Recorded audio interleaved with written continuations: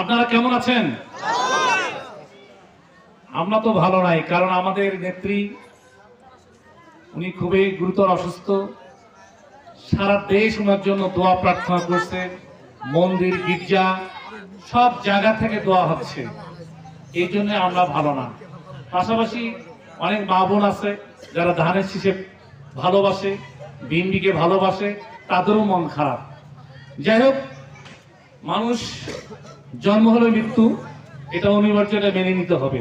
প্রতিটা মানুষকে এটা মেনে নিতে হবে, জন্ম হলে মৃত্যু হবে। পাশাপাশি আজকে আমরা যারা এখানে সমবেত হয়েছি নির্বাচনী মত বিনিময়, আজকে নির্বাচনী মত বিনিময়ে আমি দুই একটি কথা বলবো। সব কথাই শেষ করেছে আমার ভাতিজা আতর রহমান, কারণ উনি যুবদল অনেক আগে থেকেই করে।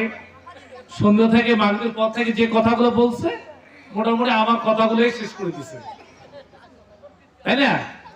যাই হোক, এত কষ্ট করে আপনারা এই যে সংসারের কাজ ছেড়ে চলে আসছেন, এই বিএনপিকে ভালোবাসেন বিধায়, ধানের শীষকে ভালোবাসেন বিধায়, আর আমাদের ব্যারিস্টার রাজীব প্রধানকে ভালোবাসে বিধায় আপনারা এখানে এত ঠান্ডার মধ্যেও আছেন, তাই না? আমি মনে করি ব্যারিস্টার সাহেব একজন ভালো মানুষ। আমাদের মাঝে উনি 17 বছর ধরে আছেন। এই হাতিবান্ধা পাট গ্রামের মানুষের সঙ্গে উনি জড়িত। আমাদের যখনই দুঃখ কষ্ট, যখনই কোনো সমস্যা হয়ে যায় উনি ছুটে চলে আসে।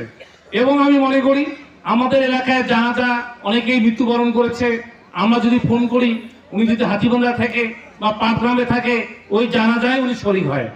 আর যদি জানাজায় শরীক হতে না পারে, পরক্ষণে আবার উনি একদিন পরে হোক বা দুদিন পরে তারপরে আসে, উনি এই গোরজাত করতে আসে। এরকম নেতা অনেকেই আমাদের মাঝ থেকে এসে চলে গেছে। আপনারা যা এত আগে বলছে যে আপনারা যদি এখানে এখন যে কোনো একটা নাম্বার দিয়ে ওনাকে ফোন করেন, উনি কিন্তু ফোন ধরে না? ধরে। ঘটনা হলো, আমরা এরকম একটা লোককে পেয়েছি, যে লোকটা আমাদের সুখী দুঃখে আমাদের পাশে আছে। আমরা এরকম লোকই পাবো না। তাই আমরা আশা করি এই ব্যারিস্টার মহোদয় আমাদের রাজীব অত্যন্ত ভালো মানুষ, জ্ঞানী ব্যক্তি, সুশিক্ষিত একজন ব্যক্তি। আমরা তার প্রচার প্রচারণা চালাবো। আমরা এই কুলেডাবড়িতে এই 7 নম্বর ওয়ার্ডে আমরা 31 দফা তারেক রহমানের আমরা প্রতিটা বাড়িতে গিয়েছিলাম, এবং পাশাপাশি ব্যারিস্টারের নেমপ্লেটগুলো আমরা প্রতিটা বাড়িতে সালাম পৌঁছাই দিছি। এই নেই, আমরা প্রতিটা বাড়িতে আমরা গেছি। এই জন্যই আমি মনে করি আপনারা ব্যারিস্টার সাহেবকে ভালোবাসেন। ব্যারিস্টার সাহেব সালাম আপনাদের কাছে গেছে, সালামের পাশাপাশি আপনারা তাকে দোয়া করবেন এবং দাওয়া দিবেন। কি করা যাবে না? আমি বক্তব্য বাড়াবো না, যেহেতু আপনাদের সঙ্গে সবসময় আমার দেখা সাক্ষাৎ হয়, কথাবার্তা হয়। আমি এই জন্য বাড়াবো না, কারণ আজকে আমাদের সমন্বয়ক এসেছে হাতিবান্ধা থেকে, উনি অনেক কথা বলবে। যেহেতু আমাদের মেহমান, ছোট ভাই হলো আমাদের আজকে এই প্রধান সমন্বয়ক, উনি আমাদের মেহমান, উনি গুরুত্বপূর্ণ কথা বলবেন।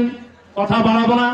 আমি আপনাদের উদাত্ত আহ্বান জানাবো, আমরা এই কুলাডাবড়ি সেন্টার আগে তো যেভাবে ছিল, আমি মনে করি এই ব্যারিস্টার রাজীব প্রধানের হাতকে আরো সুসংগঠিত করবেন, এবং আমরা আকাশ পাতাল এখানে দেখাই দিব। কি করা যাবে না? এই উদাত্ত আহ্বান থেকে সবার সুস্বাস্থ্য কামনা করে আমি আমার সংক্ষিপ্ত বক্তব্য শেষ করছি।